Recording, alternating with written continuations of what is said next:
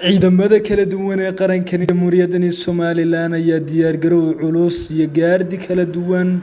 ku soo bandhigaya goobaha ay ciidamadaasi ku sugan yihiin kuwaas oo si weyn ugu diyaar garoobaya maalinta xuska qaran ee 18 May taasi oo ku aastaysan markii dalkani Jamhuuriyadda Somalilan uu kala soo noqday madax-bannaanidiisa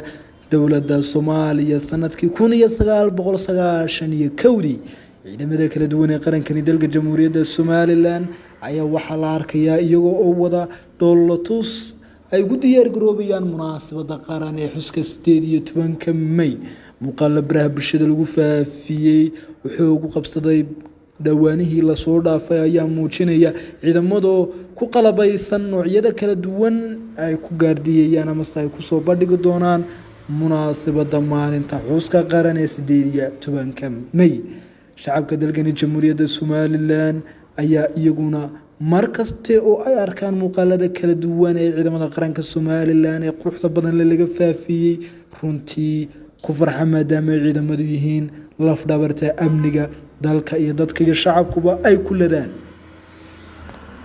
yeeshee gaardiskan ay ciidamadu ku gala bixinayaan goobaha ay ku sugan yihiin ay ugu diyaar garoobayaan munaasabadda qaran ee 18 May ayaa waxa uu cabsi iyo walaac xoogan iyo waliba wadna gariir ku abuuray cadawga kala duwan ee reer Somalilan kuwaasi oo iyagu markaste muuqaalada quruxda badan leh ee ka baxaya ciidamada qaranka Somalilan kanaxa wadnahana farta ku haya maadaama ciidamada qaranka Somalilan yihiin geesiyaal aan soo jeedsan isla mar ahaantaasina aan gaban